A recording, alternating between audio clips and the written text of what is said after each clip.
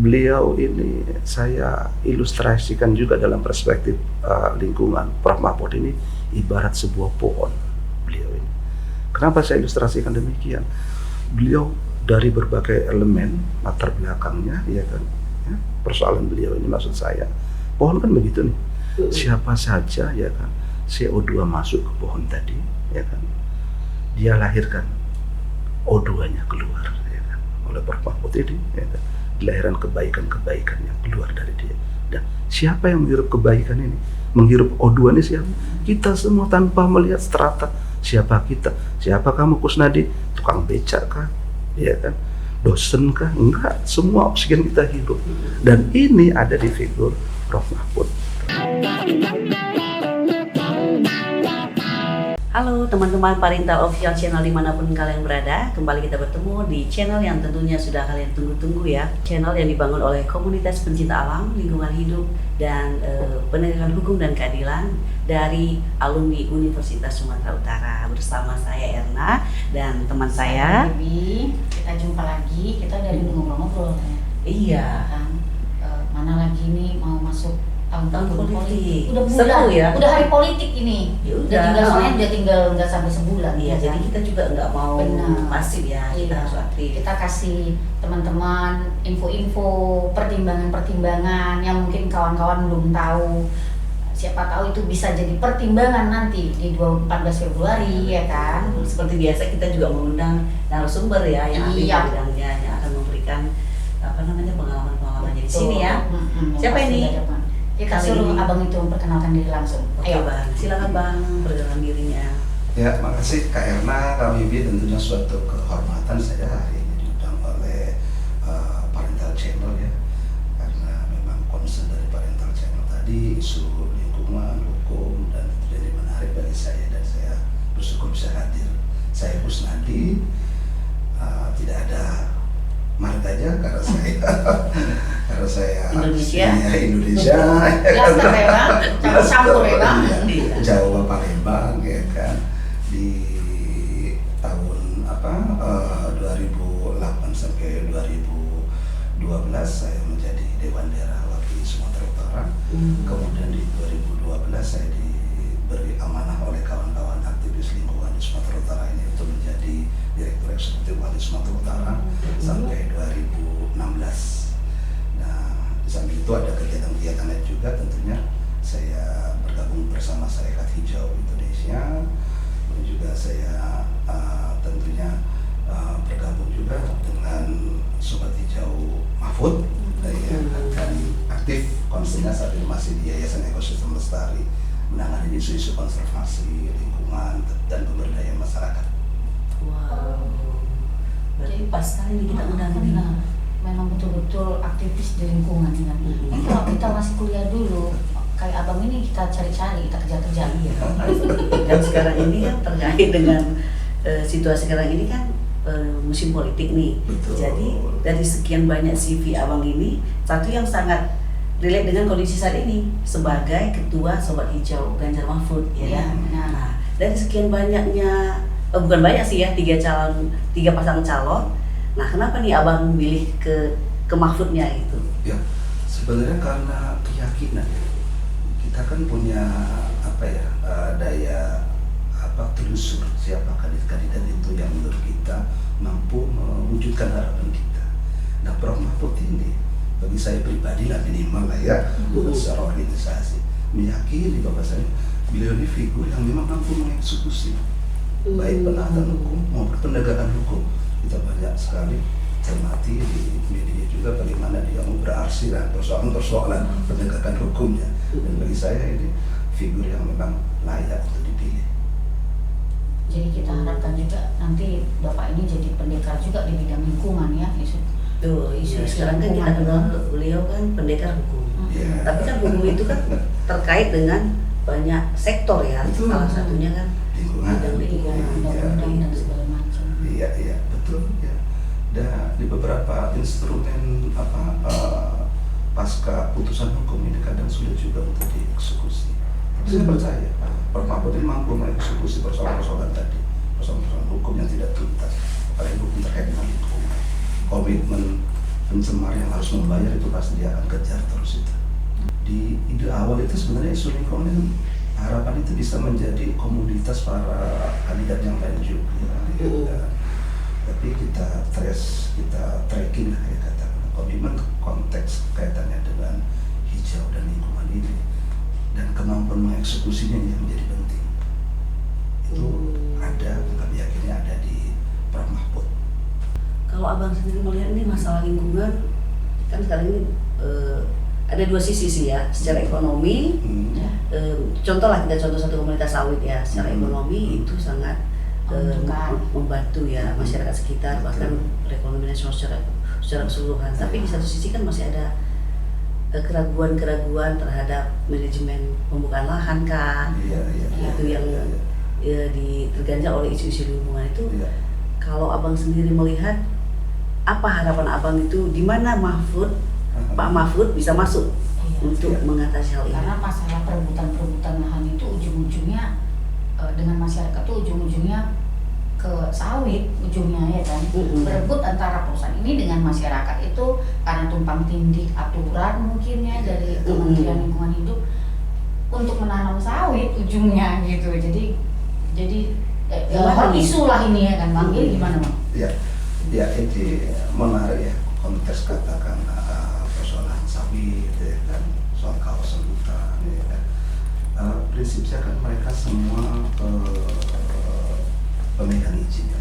Izin diberikan oleh pemerintah pusat, apakah itu HDU ya kan, termasuk juga penentuan kawasan hutan juga itu ditentukan oleh pusat. Persoalan teknis di tingkat tapak, katakan fokusnya di tingkat tapak, adanya konflik, adanya katakanlah klaim masing-masing pihak ya kan, baik soal kawasan hutan maupun perkebunan sawit. Saya kira ini penting harus diselesaikan, dan komitmen dari Prof Mahfud ini karena pemahaman hukumnya sudah sangat memadai, saya pikir dia bisa menyelesaikan, dan instrumennya memang ada itu untuk penyelesaian konflik di tingkat tapak, terutama persoalan perkebunan. Apalagi pelaku pelanggaran hukum ini kan cerdas-cerdas ya Bang ya. Oh iya, pasti dia. Jangan-jangan mereka sudah modal juga. Selain bermodal, jangan-jangan mereka juga sudah punya ahli hukum juga yang mensiasati peraturan ini. Jadi memang benar-benar dibutuhkan seorang ahli hukum. Pemimpin kita memang betul-betul yang harus berani hukum ya kan. Karena idealnya kan hukum ini jadi pemimpin di sini untuk mengatur lalu lintas kehidupan kita semua ya kan.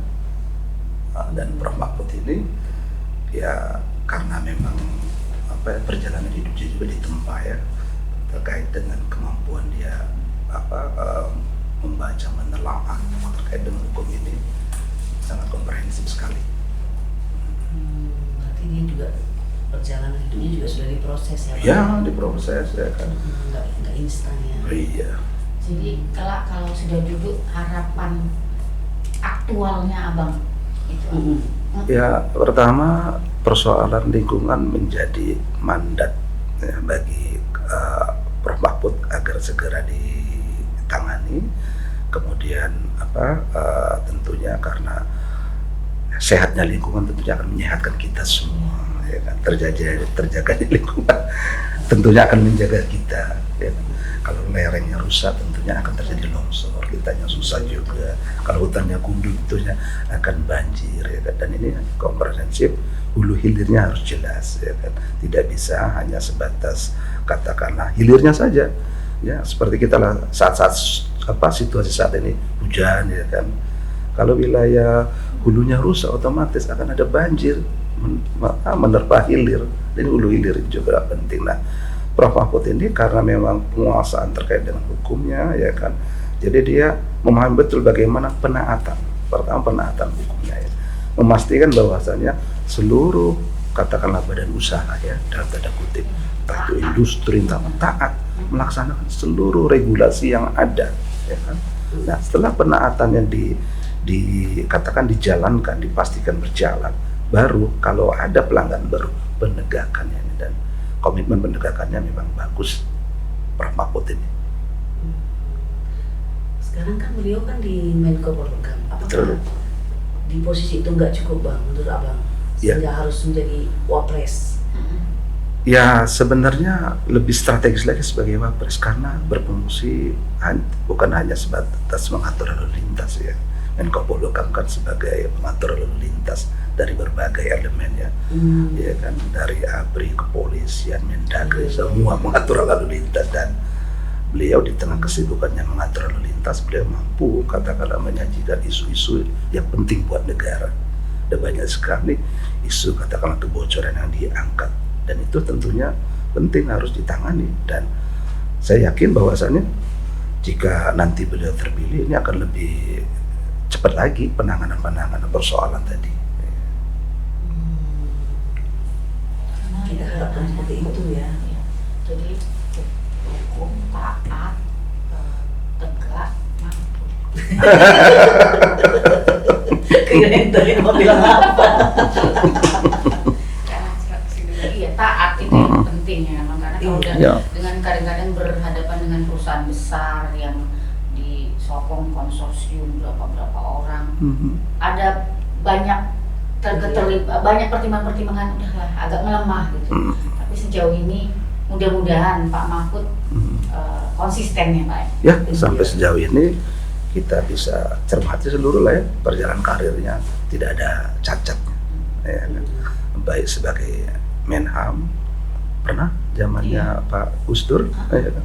Beliau diminta sebagai Menham, ya kan? Sebagai anggota legislatif, ya kan? Kemudian sebagai yudikatif, ya kan?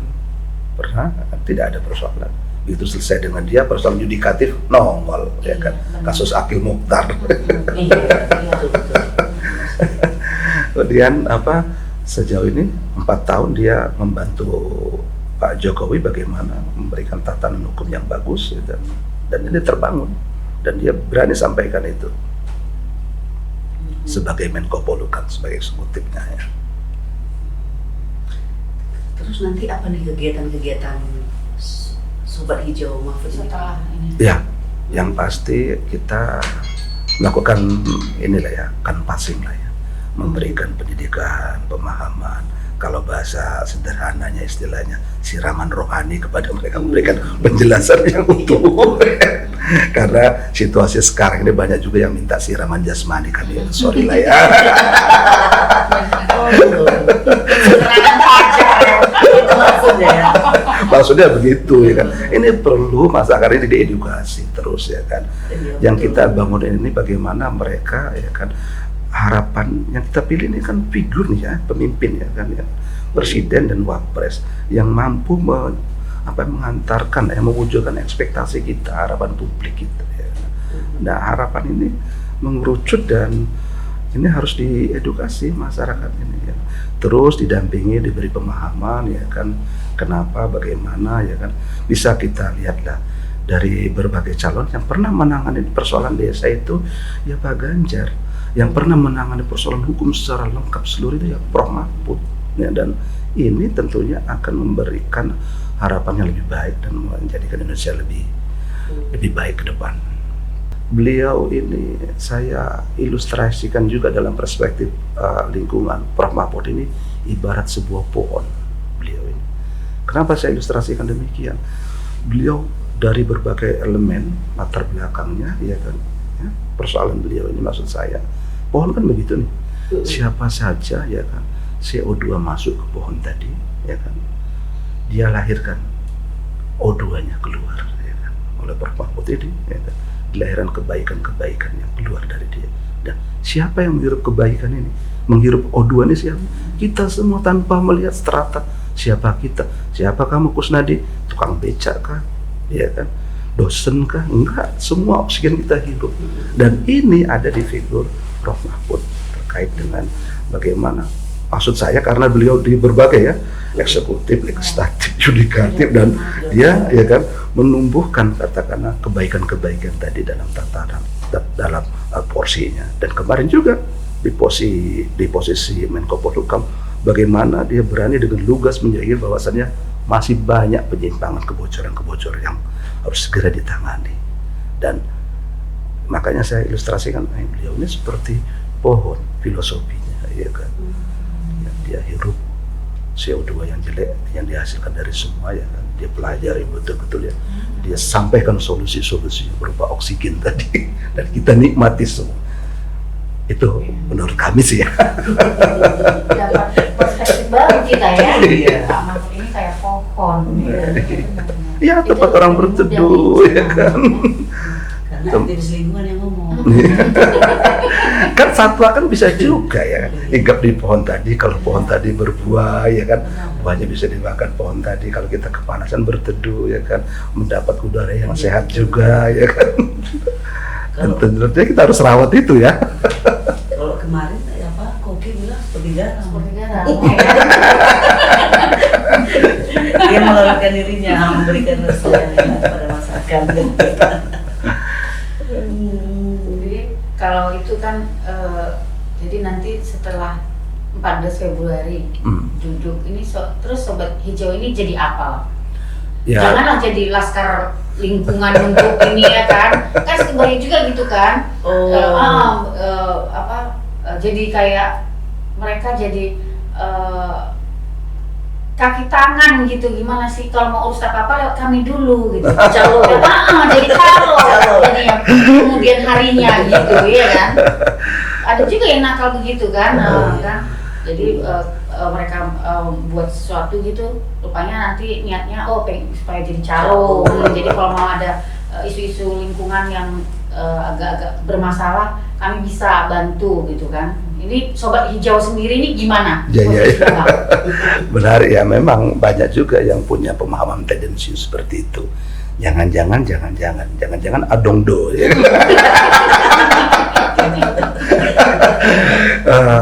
Ya, karena saya backgroundnya katakanlah aktivis lingkungan ya kan, dan ini bukan kali ini, di awal-awal pada saat Pak Jokowi naik juga ya kan, indirectly.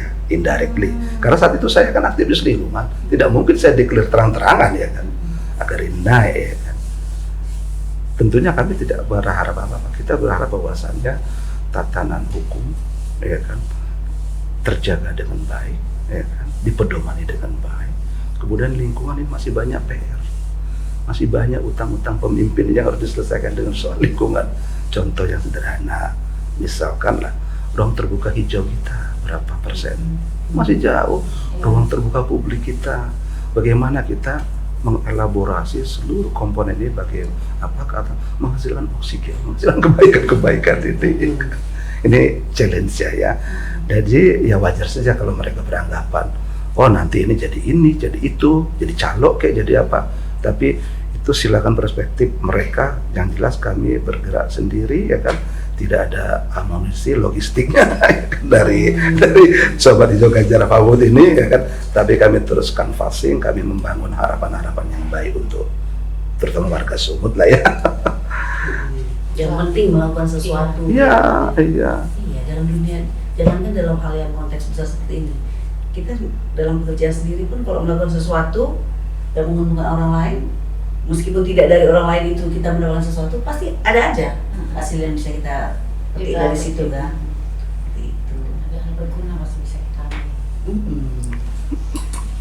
Menarik ya pembicaraan kita ini ya, karena memang kampanye ini memang tidak hanya menggelurkan untuk seorang calon seperti itu, tapi kita berharap ketika dia melakukan kampanye kita mendapatkan sesuatu ya, maksudnya bukan apa tadi siraman jasmani tadi, tapi iya itulah pendidikan politik itu. Jadi ketika dia kampanye di hadapan kita, ketika dia berbicara kita mendapatkan iya ya seperti ini ya, oh iya ya gitu kan. Iya. Iya. Gak cuma sekedar yel-yel kan. Ini saya pulang pun tadi apa ya gitu. Tidak sekedar omong-omong aja ya. Jadi ada yang ditinggalkannya ketika dia meninggalkan daerah itu, kampanye ada yang ditinggalkan. Kita menambah pemahaman kita, wawasan kita, paradigma kita bertambah menjadi hal yang lebih positif seperti itu kan. Ya memang harus begitu, karena saatnya lah katakanlah pemimpin secara nasional memberikan, terserah lah mau wejangan, mau ceramah, mau pendidikan, terserah. Tapi poinnya bahwasannya mention ini ya, beliau kan messenger ya, artinya penyampai langsung ya kan, harus disampaikan kepada rakyat ya tentunya. Dan mungkin kalau Pak Mahfud ini dia apa yang dia pikirkan, apa yang dia lakukan dan ucapkan itu sama ya. Ya. Jadi ketika dia melakukan pendidikan politik, memasukkan narasi-narasi, kita merasakan tersentuh dan nyambung. Betul, ada yang seperti itu, konsistensi ya kan, itu kan apa ya, teruji ya seiring dengan perjalanan waktu. Soal bersih sudahlah, udah 101 lah ya kalau Prof Mahfud ini soal bersihnya dia ya kan, jadi nothing tulus lah Prof Mahfud tadi ya, bahwasanya dia tidak khawatir sekali dengan soal itu ya kan. Nah, komitmen dia, makanya saya mungkin terlalu berlebihan kah mengilustrasikan dia sebagai sebuah pohon, iya kan. Ya, ilustrasi apa Prof Mahfud ini sebagai sebuah pohon ya kan, tempat harapan kita semua, baik satwa, udara, semuanya di sana dilahirkan dari pohon tadi. Ya. Jadi dia bukanlah makhluk yang lengkap, tapi apa tadi abang bilang? Ya. Makhluk yang komprehensif ya. Bukan makhluk yang sempurna, manusia kan tidak ada yang sempurna. Bukan makhluk yang sempurna, tapi komprehensif lah dengan Iya. menentukan oleh negara ini. Iya. Itu tadi bincang-bincang kita pasti memberikan banyak pertimbangan-pertimbangan, masukan-masukan ya, positif semua. Iya. Bagi Sobat Mahfud dimanapun berada, dan juga bagi yang nggak Sobat Mahfud ya kan, bisa Sobat menjadikan- hijau Mahfud ya. Iya, bisa mendapatkan insight baru ya, Iya. insight baru ya dari perbincangan kita ini ya. Karena kayak pemilih pemula pun sekarang kan concern kali itu dengan lingkungan bang ya kan. Iya. Karena rajin healing ya kan. Kalau rajin healing berarti lingkungannya harus bagus gitu kan. Betul. Jadi mereka langsung kalau di bawah isu lingkungan langsung langsung Beli tertarik. produk pun sekarang udah ini Iya. merusak lingkungan nggak ini? Iya. Seperti itu. Jadi ya kita berharap juga generasi muda, semua masyarakat itu ya punya perhatian juga terhadap lingkungan Iya, kan. betul. Artinya mereka juga punya tuntutan kepada calon-calon presiden dan wakil presiden ini untuk mengatasi masalah lingkungan juga gitu. Persis. Iya kan. Oke dah kalau gitu. Untuk kita terima kasih Bang Nandi. Sama-sama, Kami Kak diberikan Adi. banyak insight baru ya kan. Mm. Tentang harapan-harapan untuk Pak Mahfud juga ya kan, untuk Pak Ganjar. Kita berharap 14 Februari ya teman-teman semua pasti bijak gitu ya. Bahwa pemimpin yang konsen terhadap lingkungan itu menjadi salah satu kriteria Iya. mereka untuk nanti ya, pertimbangan besar. karena kita lihat bencana alam sekarang ini bukan hanya karena alam, Iya. tapi ulah tangan manusia ya kan, Betul. seperti itu. Oke, Kita tutup. makasih ya Terima Bang kasih banyak, Kusnadi Bang. atas waktunya. Sama-sama Sukses Kak Erna, Salam kerja. Kak Adi, sama-sama. Pasti nanti kita ngobrol lagi. Iya, terima kasih. Kawan-kawan Parintal Official Channel, demikian tadi perbincangan kami dengan Bang Kusnadi, seorang aktivis lingkungan yang juga menjadi Ketua Sobat Hijau Ganjar Mahfud wilayah Sumatera Utara. Semoga apa yang kami bicarakan tadi dapat bermanfaat untuk kalian semua. Kami undur diri. Salam lestari. Lestari.